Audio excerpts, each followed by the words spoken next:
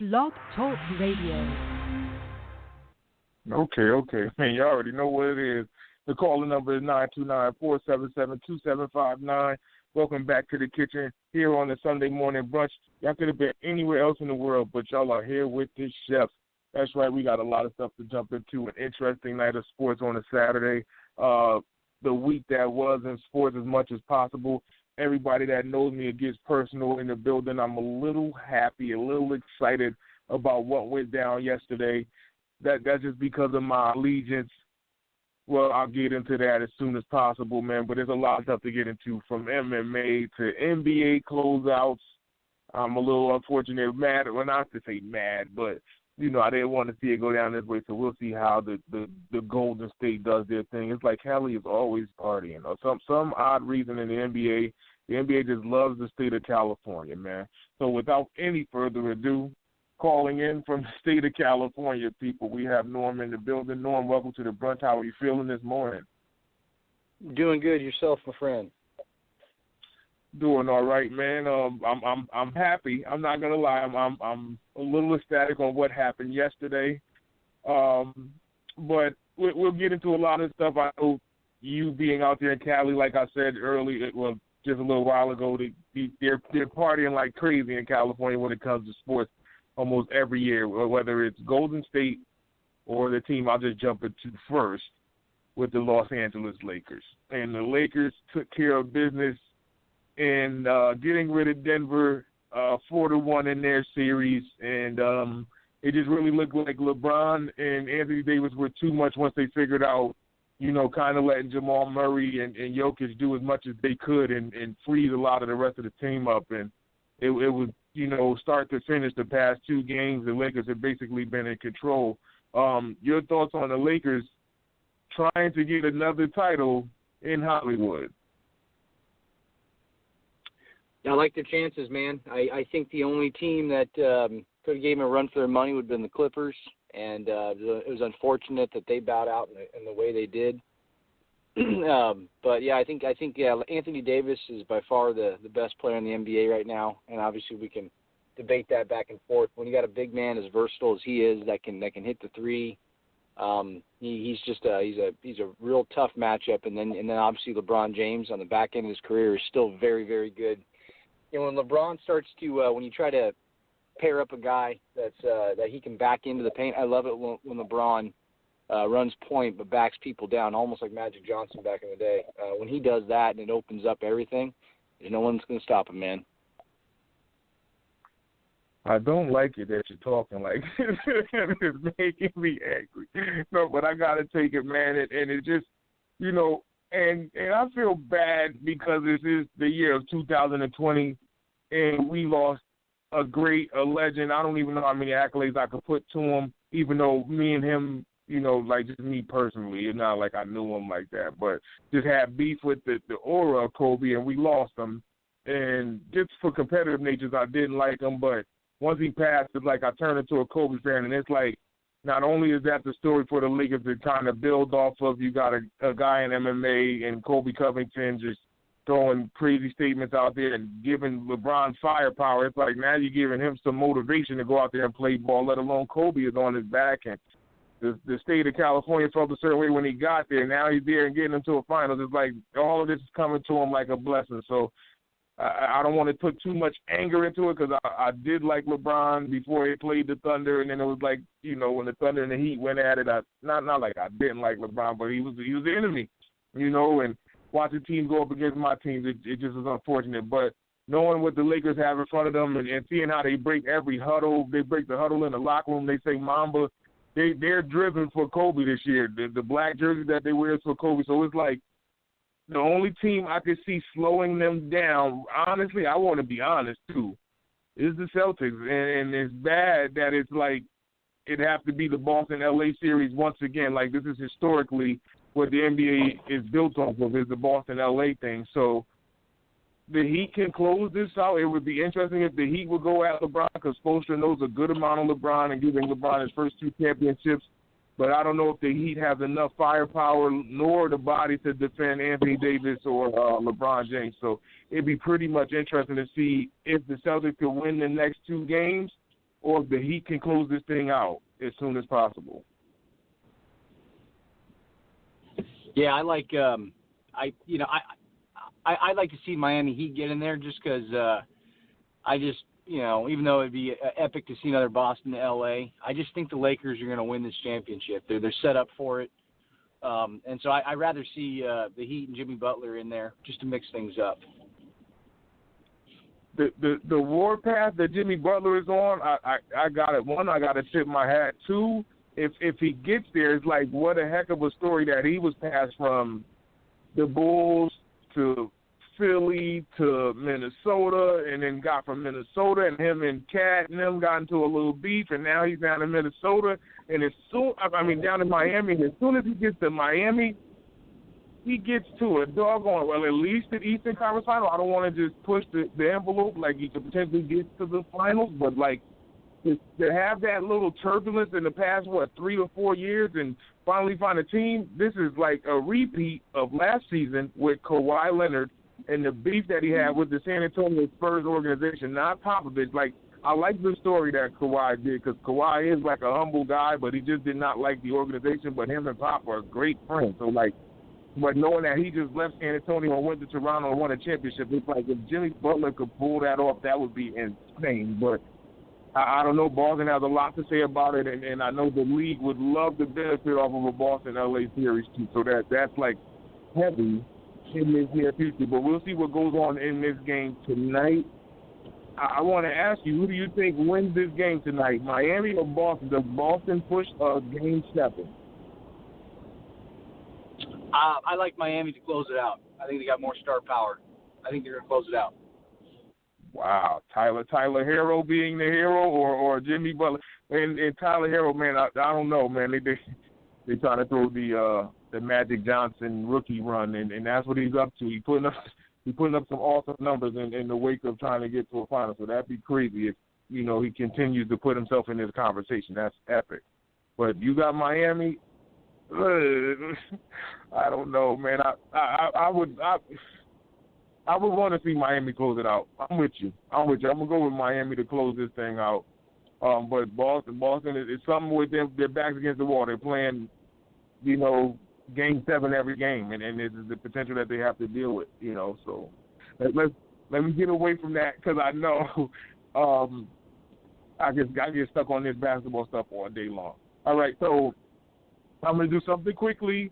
I don't know if you caught it, but at least the two main events in the UFC, the first fight was Jan Blachowicz taking care of Dominic Reyes in a technical knockout in the second round, while the belt was vacant because John Jones gave it up.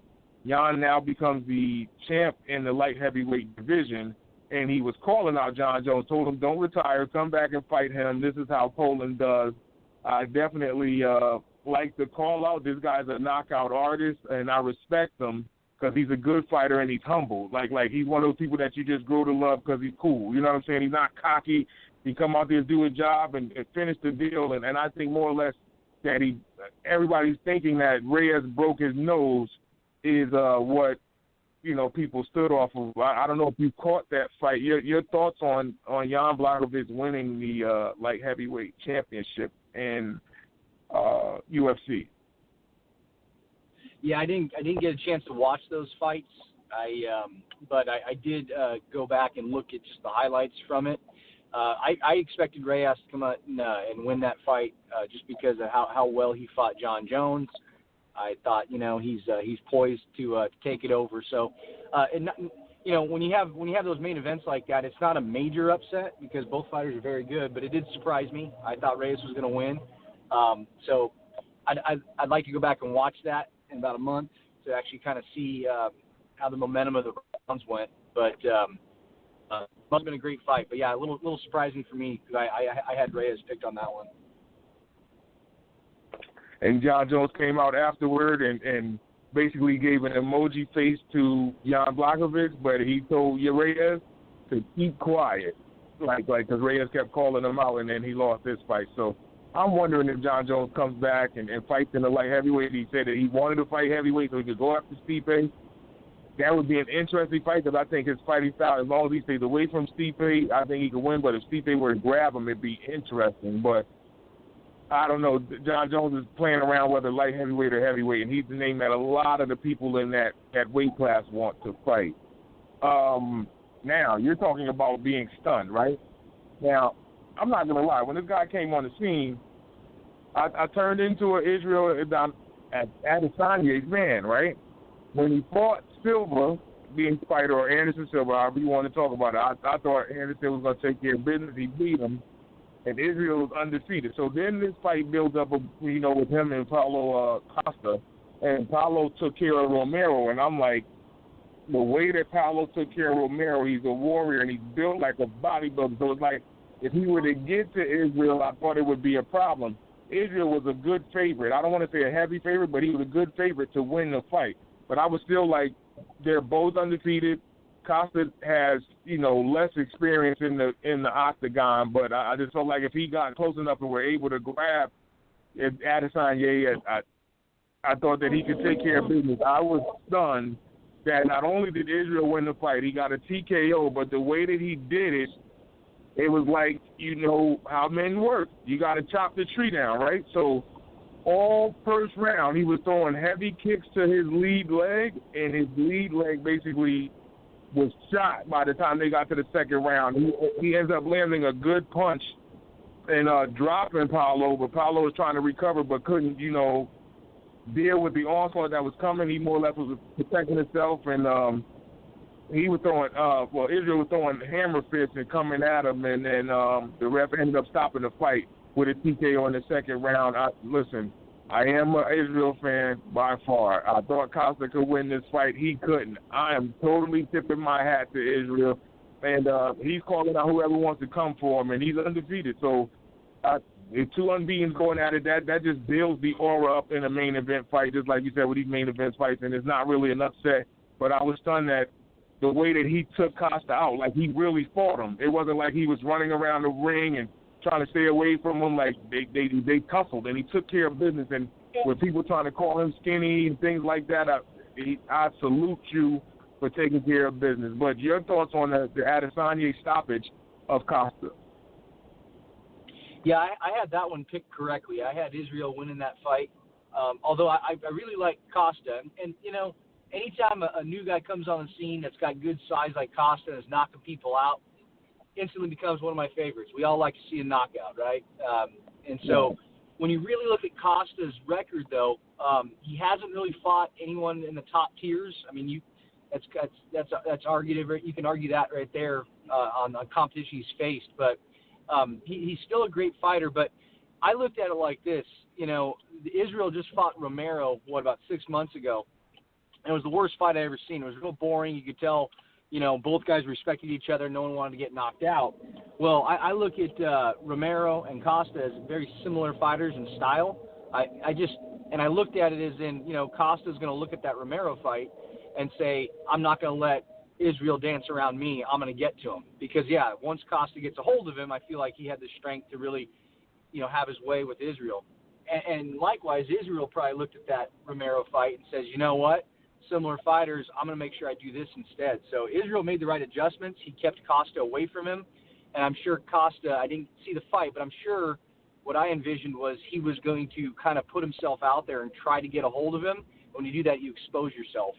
So more than likely, again, I haven't seen the fight.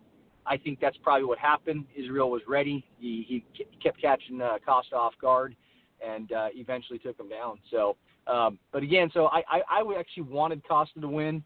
I'm a Costa fan, but I actually had picked Israel to win that fight. And I hope they rematch. It's a little experience there, and I'd like to see a rematch on that one. I'm going to tell you this.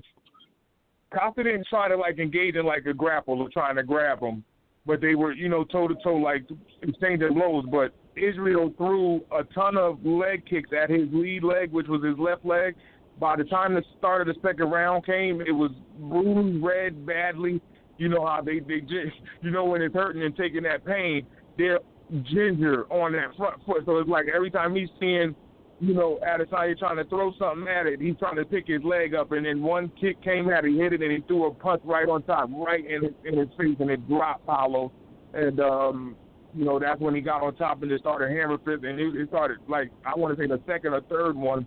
That's when the ref stopped it because he knew it was going to get brutal because Costa was more or less trying to protect instead of, defend and throw something back. And it's hard when they're down on the canvas and trying to not get hit. They got to block. Well, I mean, you want them to punch up like, and that's the question I want to ask you too because you brought that up.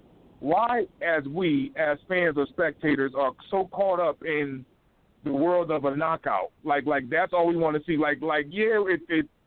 It's amazing to see, like, that one-punch power, and everybody has that button somewhere in their chin. If it gets touched, they're going to drop. But it's like if you're doing things technically and tactical, you could take care of business just like Adesanya did. And I don't know. It's kind of like how everybody lives for, like, Manny Pacquiao to be the knockout artist. He lost to Floyd. People are like, well, we wanted to see a knockout. Or Canelo doing the same thing to Floyd and lost that fight. And it's like they wanted to live for the knockout. Or Mike Tyson being a knockout guy, but he gets taken care of technically by Lennox Lewis or other people that, withstood the storm of a knockout artist that lives off of that one-punch power. Like, why are we, as the society of, fans of the fighting era, that live for knockouts? Yeah, I don't know. It's funny. It's really in all sports. I mean, no one wants to see the Patriots dink and dunk for 5 yards of play and score a touchdown. We want to see Pat Mahomes throw 50 to Tyreek Hill. Nobody in basketball. Nobody likes the half court game anymore. No one likes the hey, let's post it up and get our big man 40 points. That's slow and boring. We want running the floor. We want this and that. We want I can't explain it. It's just that excitement factor. Maybe it's that fascination that those kind of excitement plays or those type of things are not common to the typical person, so they want to see what's not common. I'll be honest, not that I can be a professional football player, but when I watch the Patriots dink and dunk for 4 yards, I'm like, I can run that route. There's nothing impressive about it, So maybe that's what it is. I don't know. Everyone's different. But I'll tell you this: those kicks to the legs, though. I'm anxious to see that fight now that you said he damaged up Costa's leg that bad. There was one time. Yeah, there was one time I was I wasn't getting into a situation with an MMA fighter, but I was just joking around with the guy, and we were buddies, and he I wasn't expecting it. He kicked me in my upper leg, and I thought he broke it in half. It was the worst pain I ever felt. And that was just one. It's a good thing I was about a 6-pack deep because if I didn't have that beer in my system, I probably would have cried. So as I tried to just be a man about it, I acted like it didn't hurt. He reared back and kicked me in the same spot again, and my whole body just went numb. So those leg kicks are no joke, man. I've experienced it myself. That's funny. I don't mean to laugh because I can imagine the pain. But I don't know what you said at that bar to maybe have pissed him off. But I'm real close to an MMA fight, a real big name in the MMA. Well, he's retired but trying to make his comeback now, at least in the start of 2021.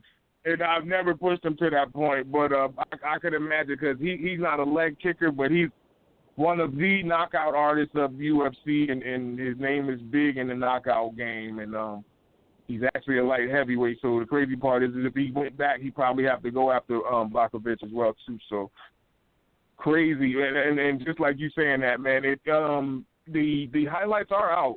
It is on YouTube, so you can catch the highlight, and it's just like 7 minutes of the fight because he basically stops it or the ref stops it in like 3 minutes in to the second round. So, man, I salute Israel. I give him a ton of credit. Like, again, the way Costa took care of Romero, I was like, whoa, like, just like you said, I thought it was going to be the same thing. I thought he was going to come out, and once he got close to him, it was like, I don't know how much of the dancing and crazy tactics that Adesanya could do, but he took care of business. An excellent fight and lived up to the hype, too. I just didn't think that it would have went that way.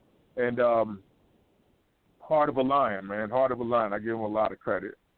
Okay, so I'm going to do this part quickly because I know week 3 is here, and I will probably have a lot of breakdowns, so on and so forth. And this is like my happy place. I don't know if people remember the movie like Hook, well, not Peter Pan. Well, it is a poem with Peter Pan, but the Hook version. And when they were trying to get Robin Williams to turn back to the original Peter Pan, he's like, just think happy thoughts. Well, right now I'm about to get into my happy thoughts, right? So it's the top 25 scoreboard, at least for this portion, and there's a lot of talk in college football. The Big 12 underway. The SEC just got back. The Big 10 are coming back as well. So a lot of them are coming. Also the Pac-12 too. So out there with you in Cali and things of that nature, they're going to be coming back out here playing too shortly. So this is good that college football is back. And it's one thing that somebody said to me, college football ain't the same without that stadium being packed with all college students and the fans screaming their faces off, so on and so forth on a Saturday. And I 100% agree. Even though football is being played and I love the sport, but especially college football, but especially what I'm going to get into with my happy thoughts. Okay, so let me start at the top of the top 25 with these scores and get into some of the games. First, we have Alabama ranked number 2 in the nation, going into Missouri, taking care of business 38-19, even though it was a 35-6 score going into the fourth. Missouri put up 13 points in the fourth to try to make this look respectable, but Alabama was too out of reach, too far, and overpowered Missouri at home to set off SEC play. Here we go, my happy place. The next game, third-ranked Oklahoma in Norman loses to Kansas State 38-35, in which, people, Oklahoma was up 14 and going into the fourth. And Kansas State put up 17 points in the fourth to come back and win this game. I tip my hat to Kansas State because there are some gaudy numbers for teams that are ranked higher than fifth that have that type of lead that they do not lose. It doesn't happen. And Kansas State came back and won this game in Norman, in Oklahoma, to do this. I salute them for getting this done. It's already underway with these upsets, and Kansas State being unranked. And this is the crazy part. Looking at the Big 12 to me, me personally, I just get mad at the Big 12 because they don't play an ounce of defense. Kansas State came out and played defense in the fourth to win this game. I never thought I would say defense and Big 12 together. I never thought. Fourth-ranked Georgia goes into Arkansas, wins that game clean, 37-10, to set off their SEC play in this season. Florida comes out with a big game from Kyle Trask. He has 6 touchdowns, thrown 416 yards passed to set off their SEC play up against Ole Miss. The score was 51-35. Even though they let Ole Miss put up some points, I do got to give Ole Miss credit for at least trying to make this score respectable, but it's still a blowout for them to put up 50 points. Here we go, happy place, upset, probably of the year right now. Mississippi State goes into, oh my goodness, they went into Death Valley and beat LSU to set off SEC play after they're defending their national championship, but Joe Burrow and company, all of the stars are in the league right now. So, I got to respect LSU for coming out there and trying to defend their title, but, Mississippi State probably had their engine revved up more than ever. KJ Costello, I know people do not know this name, 623 yards passing in a game with 5 touchdowns thrown in LSU, in Baton Rouge. Tipping my hat, people. I'm on the watch for him. That could be Heisman potential if he keeps that up. If he keeps that up, it's Heisman potential. Another SEC matchup, top 25. Auburn takes care of business up against Kentucky at home, 29-13. Kentucky was 23rd in the nation. I think they may fall out of the top 25 at least. I won't say contention, but that's the setup of the SEC right now. That's the first game that they played. Texas, right? Now, this is why I get mad at the Big 12, people. Texas wins their game 63-56. Texas was taking care of business in this game, up 31-21 at the half, and Texas Tech just got hot, like in fuego hot, putting up 35 points in the second half, going and forcing overtime. Texas scores the ball first. Texas Tech gets the ball and throws a pick late, 4th down pass, and Texas survives 63-56 to 56. This is exactly why I get mad at the Big 12. Listen to the score, 63 to 56, and this is the first game. Well, no, not as well. It's the second game, but still, Texas Tech always has shootout games. Like it's like you score, I score. You score, I score. You don't score, I'm gonna score. Like it's that is what bothers me in the Big 12. The next matchup we have Texas A&M wins their game up against Vanderbilt 17-12 in an SEC defensive battle. Texas A&M being 10th ranked in the nation. Now this is where I'm flying. This is the Peter Pan in me flying. Those Miami Hurricanes protect their house in that rivalry. Yes, that rivalry. Miami, Florida State winning that game 52-10. All right, so Florida State played a game 2 weeks ago, then had a bye last week. And, their coach unfortunately got caught with the COVID-19. And they've been struggling out the gate. And they've been struggling for the past couple of years. But when I'm telling myself, I'm like, I don't care how bad Florida State may look, they will play their tails off in that matchup no matter what happens. This is the matchup that everybody looks at being a rivalry other than possibly Michigan or Ohio State. Like, Florida State, Miami is what everybody knows. I did not think that this type of blowout was in our back pocket. 52-10. De'Aaron King still on Heisman watch. He was one of the leaders in rushing the ball as well. 8 carries for 65 yards. If he wasn't 5'10", 5'11", I think he'd be a big name for the NFL. I mean, he might get to the league and be a quarterback still, but he has a lot in the tank. He could scramble as well. I love it. The defense came out and played.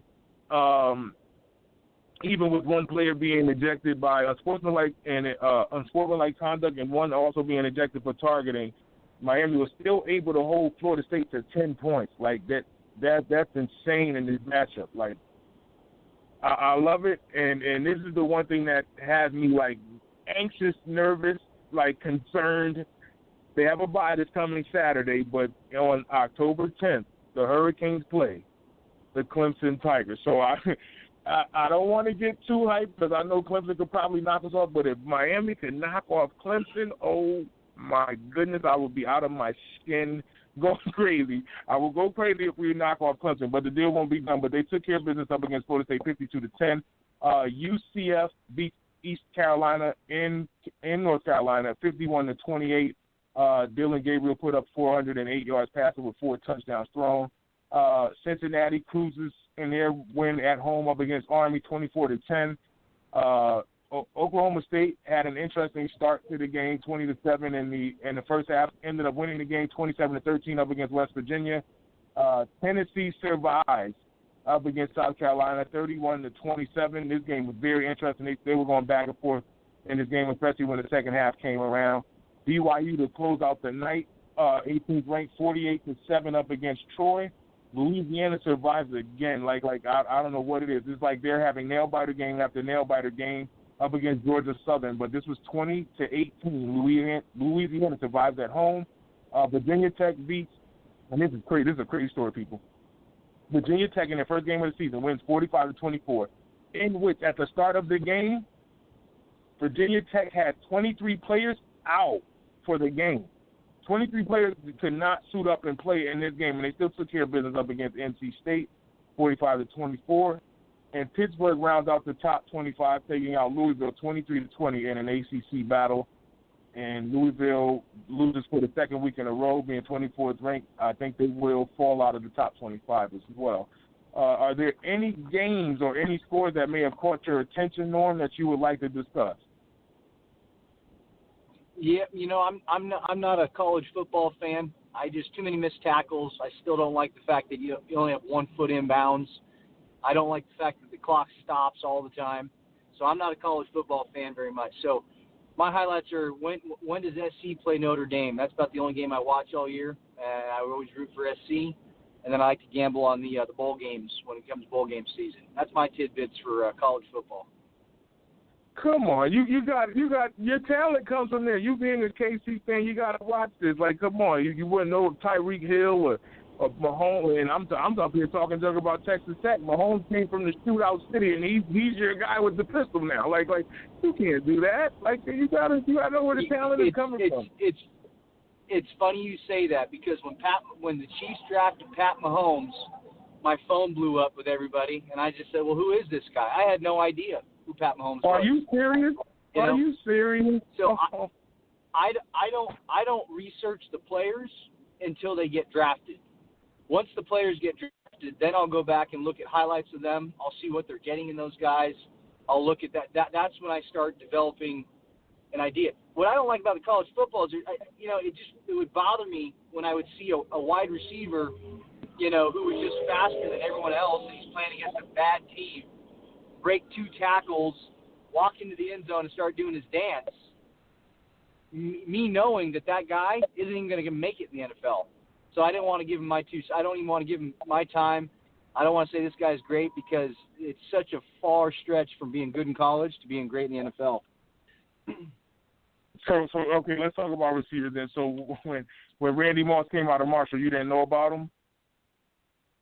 I had no idea who Randy Moss was, but I'll tell you this: when Randy Moss came out, what Randy Moss did in his first year was literally probably one of the greatest campaigns I think I've ever seen from a rookie. I mean, and that's saying a lot, but maybe it was just the time, at the age I was at, or the way football was. But what Randy Moss did for Minnesota that year, that was just the most amazing thing I'd ever seen from a rookie. I'm going to be honest. Since he was in so much trouble, I didn't hear too much about him. But, I want to say, week 3 or week 4 in that season in college football, one of my friends came to school and was like, listen, and this was my senior year when he was a senior at Marshall. He's like, yo, I don't know if you're watching him, but this dude Randy Moss, I'm like, yeah, right. I'm like, Peyton Manning, all of them in the league. I'm like, well, in college football, I'm like, there's no way. I'm not, and I'm not a Tennessee fan. I'm not nowhere near a Peyton Manning fan. I want to see Peyton fall, but couldn't nobody stop Tennessee right there. And Charles Woodson, it was Michigan. It was those guys. It wasn't no Moss. But then I paid attention. It was a MAC game, and just watching him play, and he had I think he had a game. It was 6 touchdowns against Ball State. I was like, in a game, and all Chad Pennington would do was take 3 steps and just throw a bomb. I'm like, wait, hold on, what? This is that type of football, that. And then he came in the league. It was no slowdown. It was Brad Johnson had the first game after that. It was Randall Cunningham after that. They just went clean straight and running the table. And we're like, whoa, awesome stuff. You got it. Come on, you got to switch it up. You got to switch it up. Get back into college football. I know that's one thing today. Just because they got 1 foot inbound, at least they're trying. They're learning the game. And yeah, the missed tackles may happen. And this is another thing about, and I may be brutal, people. I may be brutal, so forgive me. But this is what's wrong with, the sport, because they know what they're getting into, and I don't want to see people get the bad concussions like the movie, so on and so forth, but that's the gladiator form. If you want them to watch boxing or watch, UFC, you're watching people get taken out. Those hits are being taken away because that's how fast they move. It's not like they're intentionally trying to knock somebody unconscious. They got to get there to make the play so they don't give up any more yards. And if somebody gets hit hard enough and, they're not trying to go helmet to helmet, but if it happens, they get called for targeting and taken out of the game. It's not intentional. So that's what's, at least to me, bothering me about college football. But the aura of the sport, I'm involved. I'm engaged. I can't say that I don't watch it every year, every Saturday. I got to watch something. I got it. And then the hype of trying to see who can knock off Alabama weekly or Clemson if they can come out there and stop them. So that's there too. So there's a lot. Anything else before we get away from the top 25 or college football in general? No, sir. I'm licking my chops to give my picks for the NFL this week. Oh, he's licking his chops. Okay, so we'll get into the week 3 rundown in the NFL and try to save myself as much time as possible because this could be interesting. So the first matchup we have are the Chicago Bears in Atlanta. The Falcons are favored by 3. Sports City, I want to apologize before I go crazy on air, right? I don't want to be too mean, right?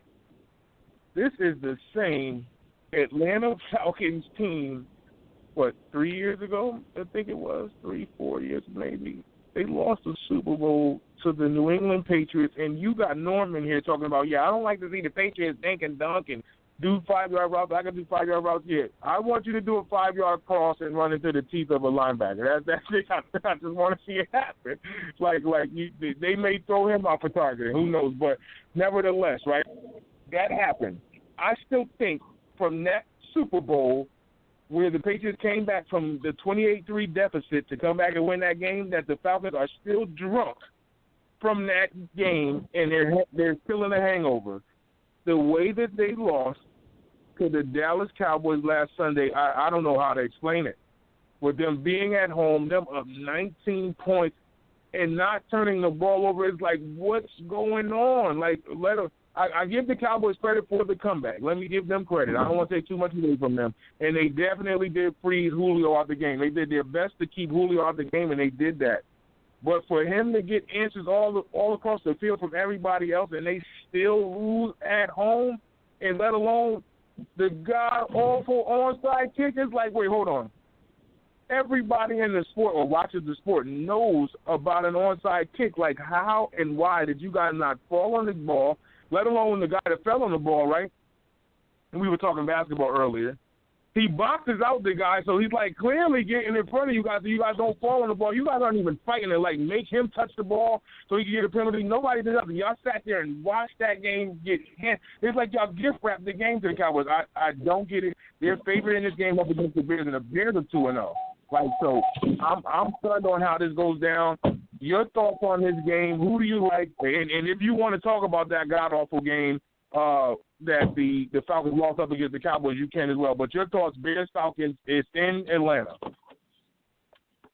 I like Atlanta to win this game. They are better than the Chicago Bears, not record-wise, but the Bears have won 2 games against 2 not-so-good opponents. I give them Trubisky some credit for controlling the ball and not making mistakes, and that's why they're 2-0. Atlanta has played well and unfortunately continue to collapse, and I think you're right. I think they just can't, for whatever reason, overcome what happened that one time. It's like they're permanently scarred. But at the end of the day, I like Atlanta to cover the 3 points, and I'm throwing a cool 100 on this one. Wow. Okay, and we got the wager talk, too. This is interesting. Here's 3 points. It depends on if that front line shows up for the Bears. If Khalil Mack and company could get to them, man, this is tough, man. I'm scared to say Falcons. That would just happen. They're losing games like this with a 19-point lead. I'm scared to say Atlanta. I'm scared to say Atlanta. It'd be crazy to see the Bears get a 3-0 start right now. I can't even overplay that. If Trubisky the real deal, if Trubisky could outshoot Matt Ryan, that's what's here on the call right here. Jeez, you know what? I'm gonna do it. I'm gonna go Falcons too. I'm right with you. If the Falcons pull this off, you people buckle up for week 4 next week. If the Falcons lose this game to the Bears, unless the Bears clearly just blow them out. If something crazy happens in the game, then I understand it. But if the Falcons play the ball that they're supposed to, especially having the world look at them look bad last week up against the Cowboys, I can't do anything. Okay, so calling in from the northern portion of New York, we have James Greenwood in the building. Welcome to the brunch. How are you feeling this morning? I'm feeling good, Ty. How about yourself? I'm doing all right. So we have the Bears and Falcons in Atlanta. Who do you like and why? And if you want to talk about the Cowboys game, you can also. I can't talk. I mean, it was amazing to watch. That's all I can say, man. It was quite. I mean, I thought the Super Bowl was bad, but I mean, at least the Patriots were an exceptional team, and the Cowboys are kind of half an exceptional team. I just don't know about that. But I'm also taking the Falcons. The Falcons are probably the best winless team in the league right now. And the Bears are the worst undefeated team in the league right now. I can't trust Mitchell Trubisky to do anything in the league. He is incredibly lucky to be handed such a phenomenal defense. It's the only way they're winning games. At the end of the day, I'm taking Atlanta. They've got to have a bad taste in their mouth after last week. I will take Atlanta. They will cover the points pretty easily, I think. So Atlanta all the way. All right. So, like, Sports City, this next game, right, I'm, like, nervous. And this is, like, tell Owen, get your popcorn ready, right?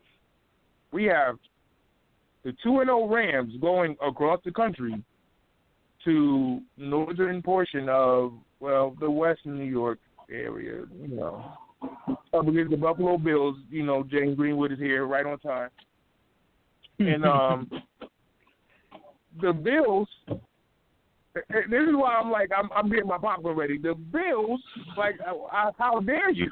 Like, they're calling out Aaron Donald, like, out of anybody on that team, like anybody on that doggone team, you're going to get 99 waking up, like let him sleep, like leave him alone, walk completely around him, don't even tiptoe, like walk like 40 feet around him, like not even 20 or 10, like give him room. And you guys are calling him out. He said, good, I'm glad that y'all looking at me like that. I'm just a man, I'm just a man. I don't want no other smoke. Like, I really feel like he's going to come out in this game and go crazy. Now, I don't know if the Rams will come across the country and beat them, but I want to see how he plays. If he gets to Josh Allen and causes havoc back there, I'm going to let you start this off first, James, since this is your team. The Rams and Bills, Western New York, it takes place. Who do you like in this game and why? Shoot, I'll take them right now. I'm sick and tired of those boys in Detroit, man. I don't know how much longer I can take this. Yeah, the Buffalo Bills, I'm taking them. I do understand that they've beaten a couple of really, really bad teams. I think this is a game where home field advantage is going to mean everything. The Rams going across the country, dealing with the time change, dealing with all these other things. It's going to be the small advantage that the Bills need to get the victory. I'm taking the Bills in a really tight one-score game. Okay, Norm, who do you like in this game, Rams or Bills, and why? Yeah, it should be a good game, and really it could go either way. I'm making no wagers on this game. This is a game you stay away from. But since I have to make a pick, I will take the home team. I'm going to take Buffalo, and I just think Buffalo has the personnel on defense to stop the run and take away the bootleg. Really, the Rams are based all off play action and bootleg, and when you force them into third and longs, Goff is not as consistent. So it should be a tight game. It could go either way, but I will take the home team to cover the spread. I'm going to go Bills as well, but I wouldn't be shocked if the Rams pull this off. If the Rams pull this off today in Buffalo, this is the team to watch. I was talking about this last night. I was like, the Rams are surprising me. If they pull this off, they are the team to watch and could potentially be a threat to the Seahawks in the West. Could potentially be a threat to the Seahawks in the West. I'm saying that right now, especially with that new stadium. They're already hyped up. I hate to say this, Sports City, but we have to call this game. The 1-1 Washington Redskins go to Cleveland, 1-1. Who wins this game? This is crazy because you got Haskins trying to prove himself. You have Mayfield still trying to prove himself in the league. The Browns are 1-0 at home. I want to see how you guys feel about this, but I'll go first. I go Cleveland. They're favored by 7. I don't know if they cover the 7. I don't know. I think Washington actually covers the 7, but I think Cleveland does hang on to win this game, but they will not cover. I'll go to you first, James. I'll go to you, Norm. I'll come right back to you, Norm. Who you like in this matchup, the Washington football team or the Cleveland Browns? Yeah, again, this is Cleveland has done nothing to impress me, and Washington's defense is very stout. The problem is Washington just cannot score points. I mean, they unless their defense comes up with turnovers, they have nothing going for them on offense. So, I'm pretty sure Cleveland's going to win that game. Covering the spread, that's a tough one too. I am going to place a wager on this one. I'm going to put $50 on the Washington Redskins for the first half. I think that the game will be close enough in the first half that they'll cover the first half lines. but I just don't think Washington's going to be able to score enough points, and I see Cleveland at least getting 24. So I'm going to go Cleveland with the win. And I'm not so sure they're going to cover that 7 either. James, who do you like in this one, the Washington football team or the Browns? I don't know how either team scores a point in this game. I would further bet on a 0-0 tie than either one of them winning the game. Wow. They're both terrible on offense. Mainly based off of their quarterback play. Baker Mayfield has proven that he was a waste of a pick, and Dwayne Haskins is still young and inexperienced and still has a lot of growing to do on the offensive side of the ball and doesn't have the support that is needed for a budding young quarterback. So I love myself some Terry McLaurin, but that's it. That's all they've got on this offense. Both defenses are incredibly stout and very talented. So I am going to take the Browns to win. But I'm going to take the under. I'm going to probably I'm going to take the points from Washington, but that's about it. I mean, I'm taking the Browns to win, but not by much. Okay, the next matchup. This is a pretty good game, actually, to me. But you know, I'm doing this for my mother because my mom is a fan of one of these teams. But the next matchup we have are the Tennessee Titans going into Minnesota up against the Vikings. The Vikings are 0-2 out of the gate with a ton of talent. Like, I don't get it. Like how are they struggling with all of the weapons that they have across the board, and including in the return game? So it's like I'm wondering what's going on with the Vikings. And my mom is a Viking fan and root like crazy for them. But I really feel like Tennessee will go into this thing and start up the season 3-0. I feel bad, people, because I'm like having to support Ryan Tannehill, and people that know me know that I do not like this dude. But he is up to no good with this team, and he has the monster behind him. So it's like I gotta give him some type of credit because he's feeding Derek, and Derek is on pace. He has 100 yards a game, and at least averaging that. So, but with Dalvin Cook and Thielen and you know, they got Jefferson on this team. Like, they got a ton of speed for the Vikings to be 0-2. I'm wondering what's going on, especially the way that they lost to the Colts last week. But I'm going to say Tennessee wins this one on the road. Tennessee's favored by 2.5. James, I'll come to you. Your thoughts, Tennessee or the Vikings? It's in Minnesota. See, I'm also taking Tennessee.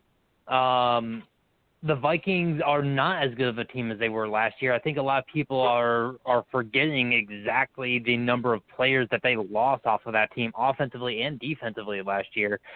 But, yeah, I'm taking the Tennessee Titans, who appear to be picking up right where they left off of last season. Tennessee for the win. Norm, who do you like in this matchup? Titans or Vikings in Minnesota? And the Titans are favored 2.5. I'll take Minnesota at home. They've done nothing impressive so far this year. I agree. Minnesota's window to, you know, make a run at a Super Bowl was maybe the last 2 to 3 years. They've gotten worse. They're going to finish the season 7-9, 6-10. But this is a game they win. They're at home, and this bet's more about. I don't believe in Tennessee either. Tennessee's beaten 2 lackluster teams to be 2-0, and they had a hard time doing it. Derrick Henry's obviously a big man. He's going to get his yards running. But I'm going to take the home team here, and I will take the points instead of the money line because just in case things don't go how I'm seeing it. But I will take Minnesota to win this game. Very interesting. Very interesting. This is must-see TV, and I'm definitely looking for this to be a running back game for sure because I'm no Cousins fan, as James knows, and I'm not no Tannehill fan either. So both of these guys are very horrible in my past with these two guys. So it's like I'm waiting to see how many rushing yards either Henry or Dalvin Cook gets. This could get very interesting. Now, Sports City. I hate to say it like this about myself, but I might be telling my age, and I don't feel like I'm telling my age. But I want you guys to think back 19 years ago. It took place right next door to me. Well, right right above me, shall I say, in a state called Massachusetts, 2001. It was snowing outside, and there was a rush coming, and Charles Woodson got back there. Tom Brady pump fakes and puts the ball back in his hands, fumble. And then the ref comes out and says, no, it's a tackle, it was a pass. And I'm like, what? I'm like, that's a fumble, clearly. And epically, that starts off the journey of the GOAT, Tom Brady. It's like, and I got a friend that is a diehard Raider fan. If I say the word Patriot to him, because he's a Raider fan, mind you, if I say the word Patriot, or if I say Brady, he goes nuts. Like, not like he like, all right, come on. Like, no, he gets mad because he thinks about that game. Like, period. He's like, we should have won the Super Bowl. There's no way that they got to the Super Bowl that we should have won the game. But that's neither here nor there. But we're back, and we got Norm talking about the Patriots with the 5-yard dink and dunk. Well, they were a yard away from trying to win that game up against Seattle. They were close to winning that game. Seattle came up with a goal line stance. That had to be the most craziest boneheaded play that I'm giving McDaniel, and I don't know if Belichick had anything to do with it, but you cleared the whole backfield out with like 3 tight ends and extra linemen for Cam to say hikes. Like, what do you think everybody in the world is thinking is happening right now? Like you didn't even give him an opportunity to like spread the field and try to make the rush and jump over the line. Like, everybody in the world knew he was running the ball. Like, why? And they came up clean. They broke that line up, took his legs out. That was it. The game was over. So 2-0 Las Vegas Raiders up against the 1-1 New England Patriots in New England. Norm, I'll let you go first. Vegas or New England? Who do you like and why? The Patriots are favored by 6.5. Yeah, it's not a smart bet, so I'm not putting money on it. But I'm enticed to take the Raiders plus 6.5. One thing I will say, and I guessed this one right before the start of the year, is I knew Las Vegas's offense was going to thrive, and they've done well. Gruden's an offensive-minded guy. This is year 3. He's built the way he wants it. They're doing great. I know Ruggs is out. It does take away the deep threat, but next man up, they'll figure it out. I like the Raiders to stay close in this game, and I'm rooting for them to win because I can't stand the Patriots. And again, the Patriots, they could have won last week too. They probably could be 2-0. They're still going to be right there in the end, but they just don't have it. I like Gruden. I'm basically putting this bet on Gruden, but so I'll take the Raiders with the points. Okay, James, who do you like in this matchup, Raiders or Patriots? I'm taking the Patriots, and I'm banging them to cover. We are seeing exactly why the New England Patriots consistently win all the time. They find a way to get a top-tier quarterback at really cheap cost. Enter Cam Newton, who was a little shaky, a little rusty in his first game back, but has shown an incredible ability to bounce back, and now he's starting to slowly get himself back to primetime Cam, and I have a feeling that over the next 3 or 4 weeks, he's just going to only improve. Add the fact that the Raiders do not look particularly stout defensively, even though they've invested a lot on that side of the ball over the past couple of years. I'm taking New England. I agree with you, James. I'm going New England. I don't know if they cover because the Raiders look serious this year. They have veterans there, especially with Witten. Witten hasn't done anything on the field, but I think the influence of him being there helps. So I really think that this may be a different Raider team, but I think the Patriots do pull this off. I want to see if Carr has what it takes to take care of business up against this Patriots defense and put himself in that conversation and be one of the teams that knocks off the Patriots, i.e. the guy that calls himself the best quarterback in the league right now, and Russell Wilson. I tip my hat to Russ too, but I'm going with you. I'm going Patriots. I don't know if they cover the 6.5. I'm giving the Raiders.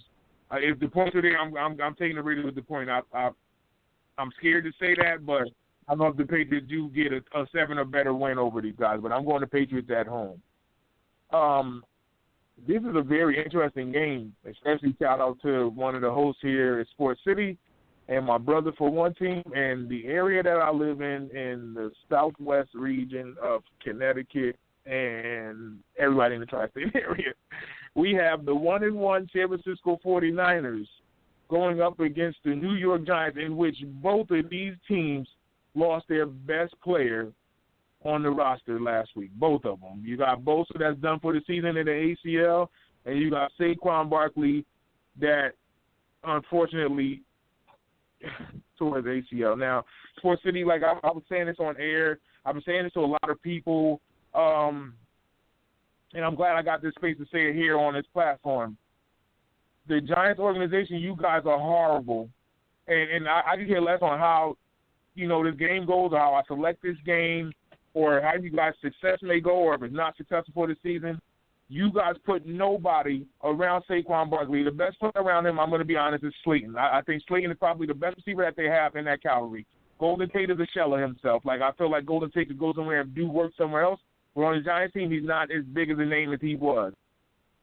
Clearly, I was saying this on air for the past 2 years, they're going to burn him out, and he's going to be out of the league early. And this is a great talent, and I feel bad in saying this. He got hurt right after I was saying that on air, right in the middle of while I was watching the game. I was like, they're going to burn him out. And and it was a simple tackle. It wasn't even like it was a crazy tackle or everybody went after him, but he tore his knee. And I'm like, watch he work his tail off to get back in the NFL shape and be stuck in the same situation. You guys are not attracting anybody free agent-wise. You guys are not picking up any big name in the draft. Nothing is happening in New York. This is horrible that you could potentially waste this type of talent. And he's taking words from a guy like Adrian Peterson, which Adrian Peterson had an injury similar. And Adrian Peterson says, work yourself out and get back into shape. And, Saquon is a workout beast. He's a training beast. He can do everything necessary to get back here. And every defense, when he gets on the field, they're going to be like, get to Saquon. Like, that's going to be the makeup. Unless you guys put some threats out there like Evan Ingram, I give him some credit. He's a tight end wide receiver, I'd more or less say. He doesn't block. He plays off the line. He's more or less in the slot and can catch and has good speed to be a tight end. But that's it. Like, there's only two other players that you could think that could potentially take pressure away from this type of running back. I feel horrible that this could potentially be the makeup of Saquon the rest of his career. I want to see you come back and do well, Saquon. Even though I don't like the Giants, but that's horrible. I had to get that off of my chest. But for this matchup, I'm going to Niners. The Niners are favored by 3. I think they cover. This will be a nail-biter type of game because they lost, a good amount of talent on the defensive side of the ball with Bosa being out. So if they can't get to Danny Dimes, who made it a game at the end of the game up against the Bears, they could have won it. It was a pass play at the end of the game, and they didn't complete it. But I'm going Niners. James, who do you like in this game, Niners or Giants? And if you want to talk about Saquon, you can as well. I'm taking the Giants. They did lose their best player, but the 49ers lost way more than Nick Bosa this past weekend. They lost Jimmy Garoppolo, who is out for this game. D4 is a game-time decision. Raheem Mostert is also out for the game, and Tevin Coleman. So they're working off of bare bones. The fact that Vegas is still giving them 3-point favorites is, I think, on name alone. Because the Giants are bad. They're really bad, but they're not playing against the first string team of the San Francisco 49ers anymore. They're playing mostly second string guys at every key position. And this is going to be the first week back for an aging Richard Sherman, who we don't know what he's going to look like coming off of a week off. So there's a lot of things that the Giants, they don't necessarily have an advantage of, but they're a lot closer to the 49ers right now than people think. And that's why I'm taking them for this game, especially at home. Very interesting. Norm, who do you like in this matchup, Niners or Giants? And if you want to talk about the Saquon or Bosa situation, you can also. Yeah, this is just an ugly game I have no interest in. I do think the Niners are going to win, though. I think they're just a better program. They're going to lean heavy on the run. Shanahan's going to just force the run. Don't know much on the Giants' defense. If they can stop the run and force this, I think Mullen is the name of the quarterback that's thrown for Frisco. If they can force them to third and longs, they should be successful. They have that home field advantage.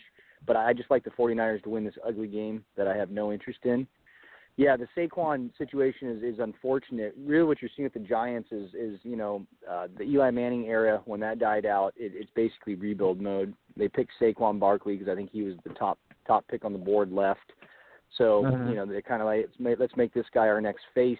They did not surround him, but that's also because they don't have a really good front office. Gettleman's, horrible. And even then, if you want a really good coach to come to your program to help turn it around, you have to have, good coaches with good reputations are only going to go to a program where there's a quarterback they can build off of.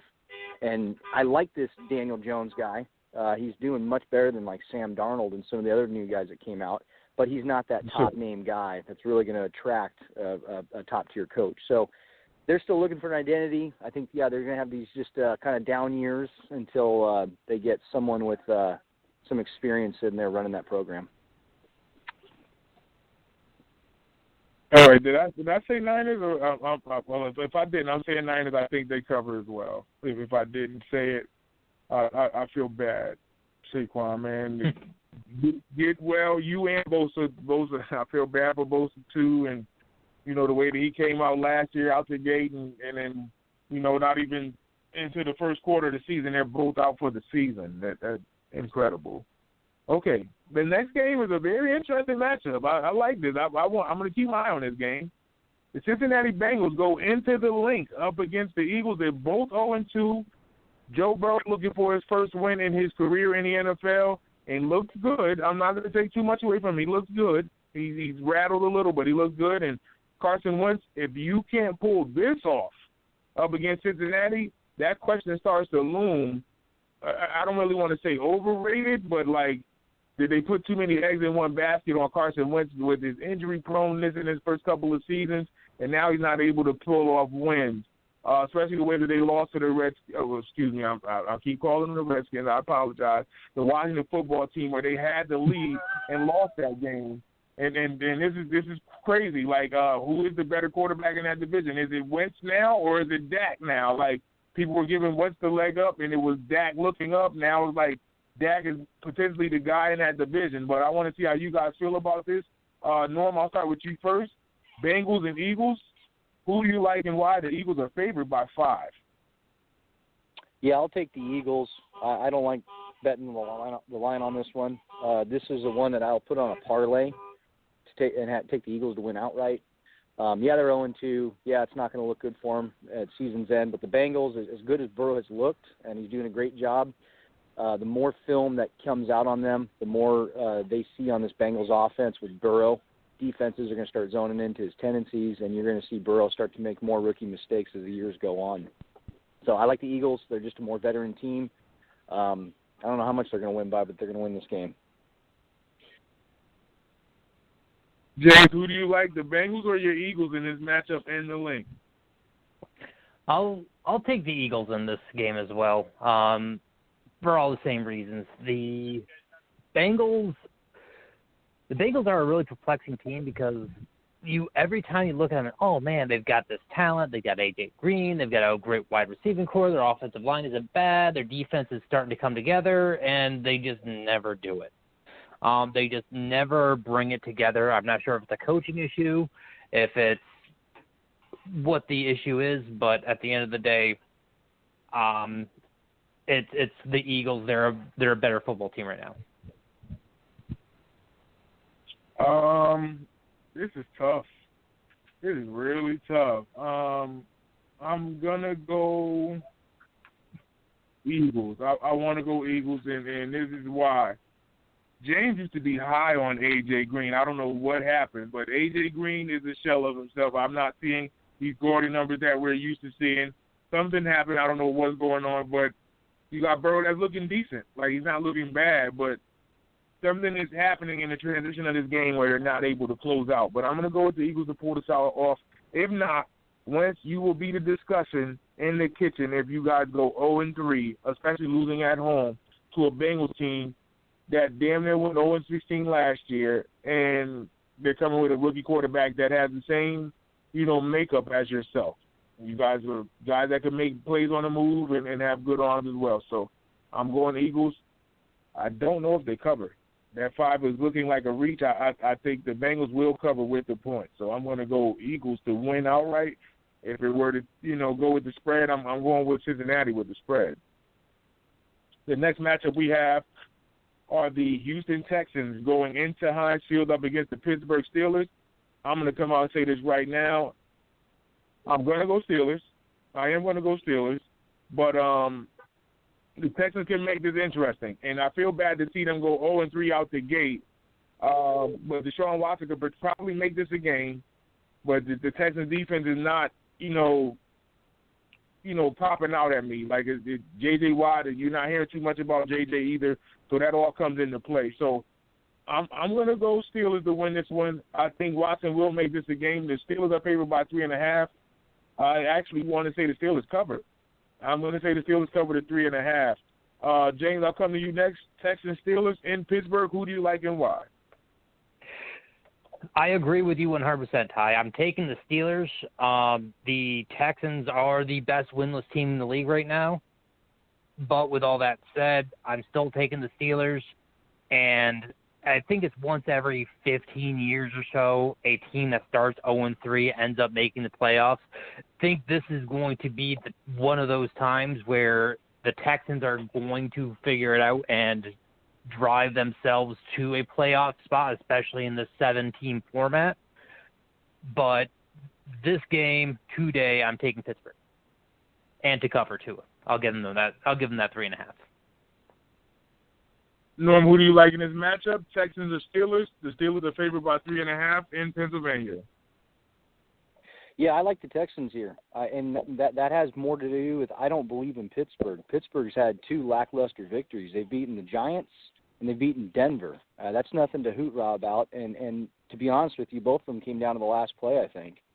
If Daniel Jones doesn't throw that interception at the 5-yard line, that could have been a completely different game. So Big Ben is done. I'll tell you right now, he's a big guy. He's taking a lot of hits throughout the years. He came back healthy. I think he's playing this year only because he signed that big contract and he's trying to do what's right.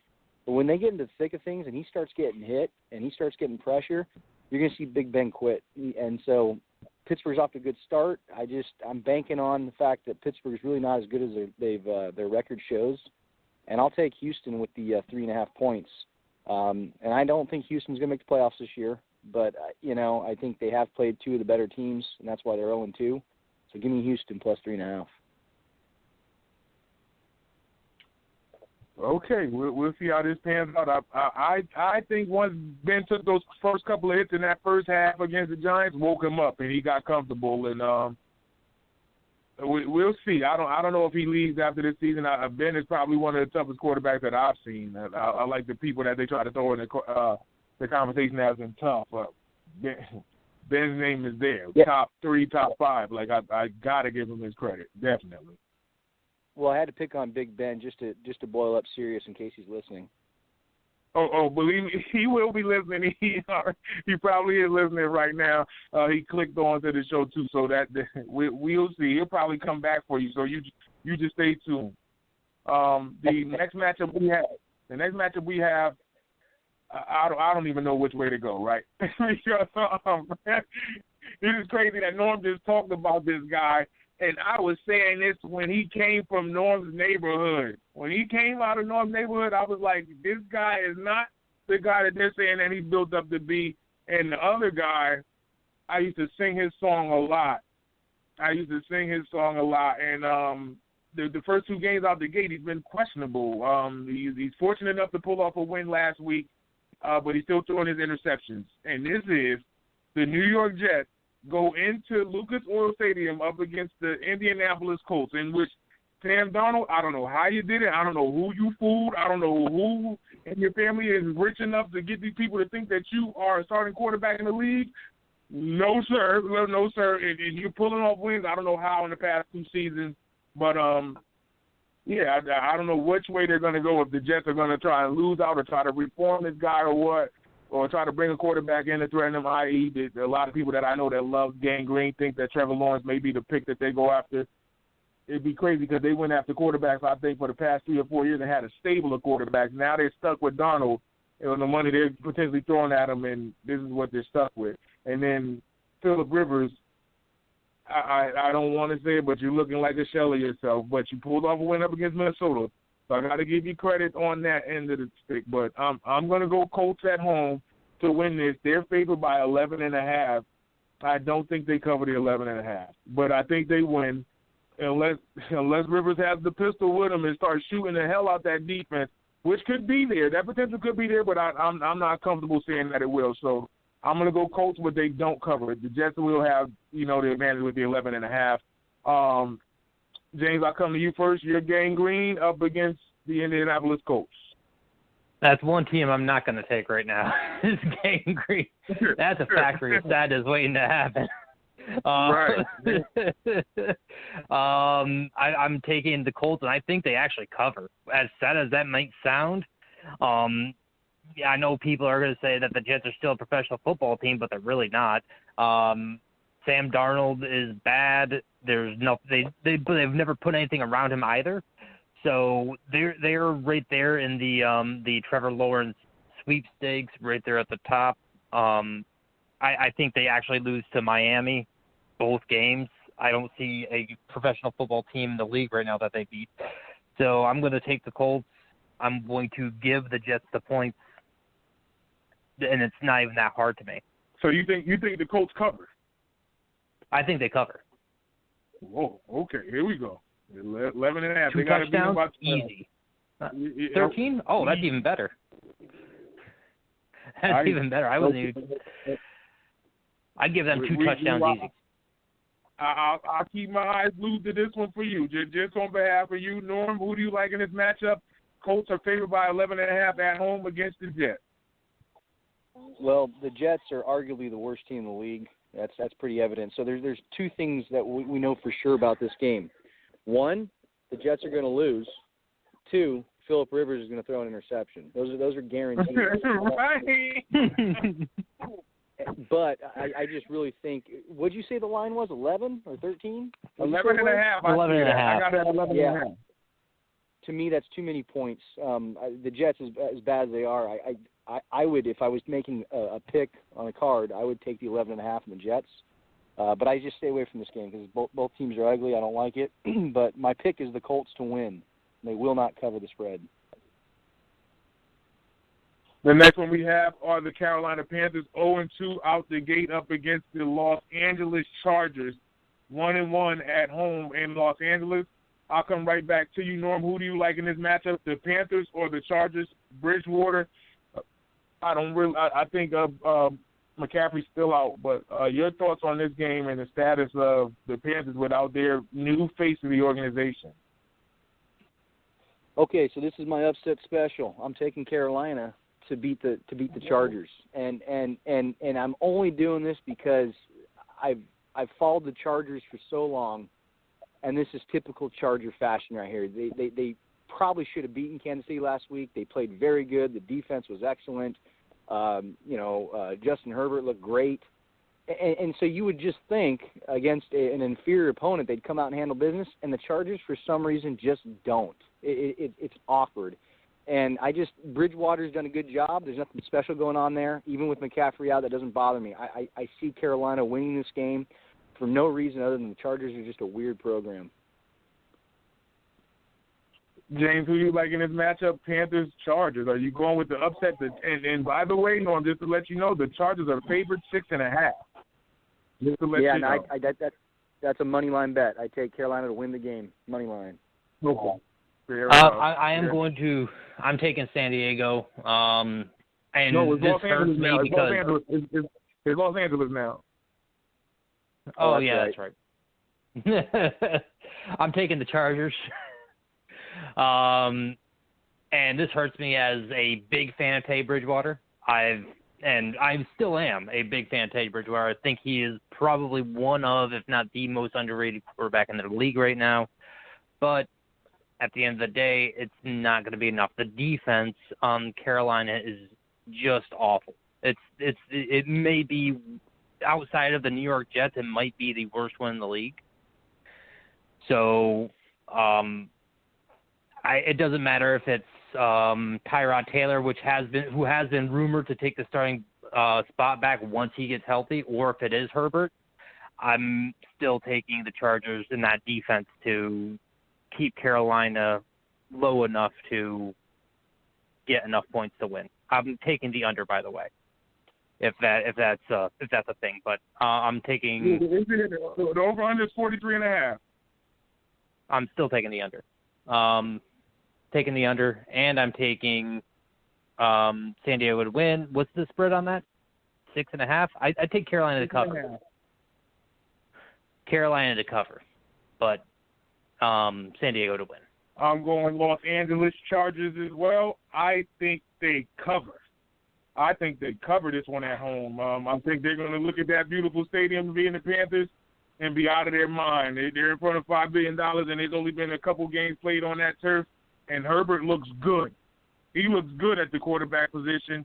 It's unfortunate that Tyrod Taylor had his lung punctured by their trainer. Like unreal. Unreal that happened to him. So we'll see, and I hope you get well and get back into game shape as well. I hate to do this before. Real quick, I had a question. Yeah, did anyone ever ask, did they either fire that trainer or did they give him a raise for helping out the Chargers? I don't know, but I feel like that just like you said, I feel like that's a good mistake because I was questioning, like, why are you guys really trying to start Tyrod Taylor and he's been passed around the league already? Like, let him be the backup and let Herbert get his starts in. Like, you guys went high to select him, and he has everything. He has a big arm. He's tall, and he scrambles, and he's gutsy. Like, there's no way I'm going with Tyrod Taylor, but just like I feel like you. I feel just like you, so I don't know. If he got a raise, if he got fired, I don't know, but that's crazy, and I agree with you. You're bad. California, I tell you. Okay, so Sports City, I have not done this all year, but I feel like the time is now. Is there anybody in the kitchen that thinks the Broncos could protect their house up against the Tampa Bay Buccaneers? The Bucs are favored in Denver by 6. Anybody? Wait, you didn't do that for the Jets and the Colts? I should have. But Rivers has been playing funny. So you don't know what you're going to get there. But here,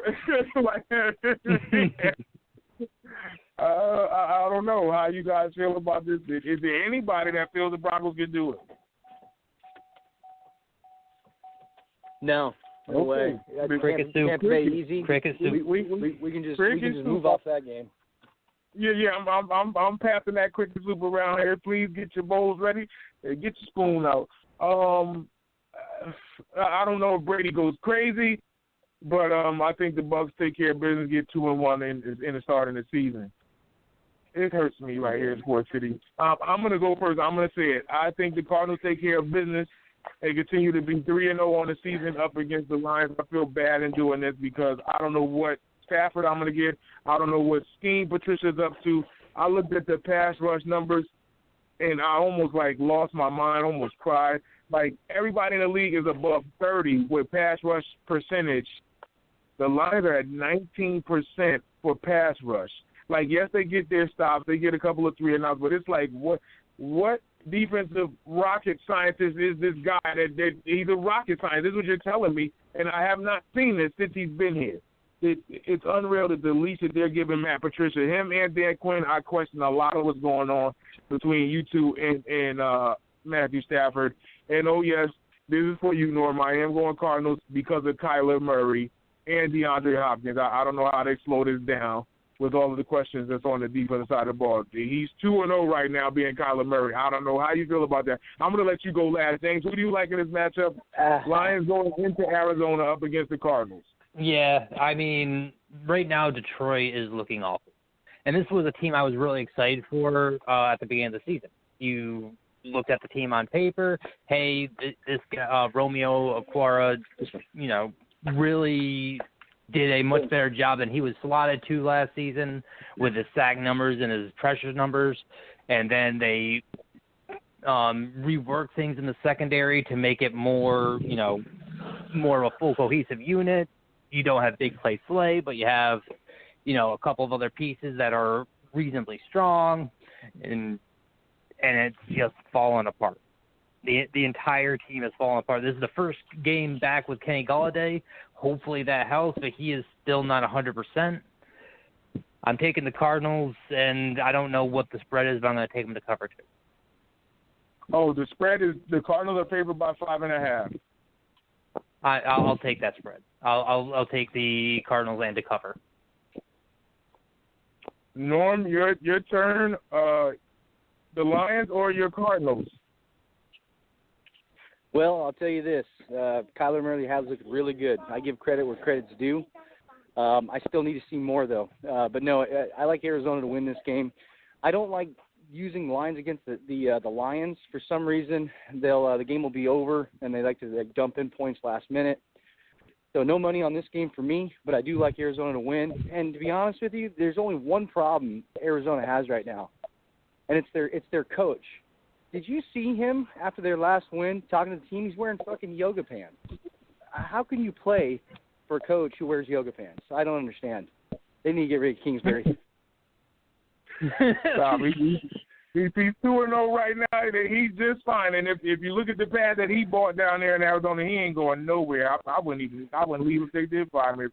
I forget whose house it was, but his house looks insane.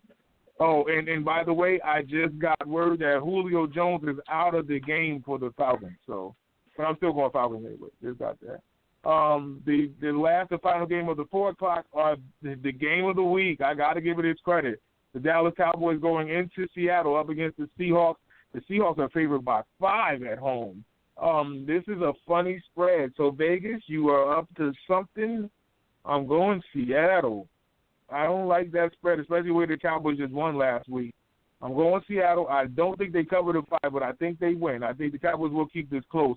It'll be an unfortunate win for the Seahawks, but I think the Cowboys will make this interesting. But I think this could be an old-fashioned shootout. That over-under is at 56.5. It's threatened.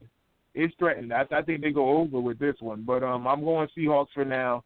I don't think they cover. Norm, I'll come to you. Cowboys, Seahawks in Seattle. The Seahawks are favored by 5 up against the Cowboys. Yeah, I like Seattle, and I don't really like the spread, but I do think that they will cover that spread. Everyone's just still waiting for the Cowboys to all of a sudden break out or do something special, and when are we going to accept the fact that it's just not there? I'm not that I'm not a Dak fan. I know the Cowboys have a ton of talent, but Seattle's just a better team, and I wouldn't bet this game with the spread of 5.5, but the Seattle's going to win and they will cover. James, Cowboys or Seahawks in the state of Washington, and the Hawks are favored by 5. I will also take the Seahawks to win and to cover. The Cowboys' defense is non-existent. They've got a really good pass rush up front, and that's about it. So I think they're going to let Russ cook, and Russ is going to have a field day cooking all over that. So I'm taking Seattle. I want to spice this up. Does Russ throw for over 350 yards? Norm, I'll go first to you. Yes, he does. James, you. 350. No, I think 350 total yards, but not 350 passing yards. Fair enough. That's a fair number, too. I like that. Okay, the game of the night, though. That's the game of the week, the Cowboys and the Seahawks. The game of the night, Packers-Saints in the Superdome. It is gun versus gun. And Rodgers at 2-0 up against Drew Brees at 1-1. The Saints are favored by 3. This is, to me, that's a pick 'em. That three is not comfortable. This is tough, boy. This is tough. I'm going with the Saints at home. I think that they slow down the Packers, but I don't want to say slow down. I think they beat the Packers. I think the Packers probably end up letting the Saints have the ball last.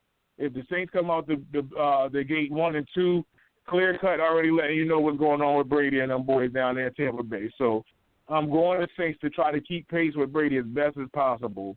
Norm, I'll come to you, Packers Saints, for the Sunday night matchup, and the Saints are favored by 3.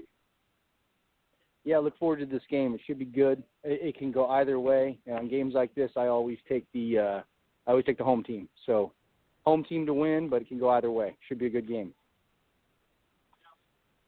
Okay, James, who do you like in this matchup? Saints or Packers at Saints, and the Saints are favored by 3. See, my gut says Saints because of all the talk that everybody's had over the past week of, Drew Brees is done. I have a feeling that that's just talk and that people don't know what they're talking about. But at the same time, my brain says that that the Packers are a better team and the Packers will get the win. So I'm going to take the Packers. I don't think they cover. It's a 3-point spread, but I think the Packers win, but not. No, the Packers are getting 3 points.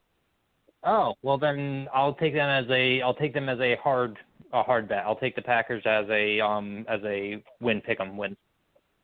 There you have it. Okay, so this is what Norm is here, and believe me, that's right. I'm glad he's here for this one because my popcorn will be chilling waiting for me on this one.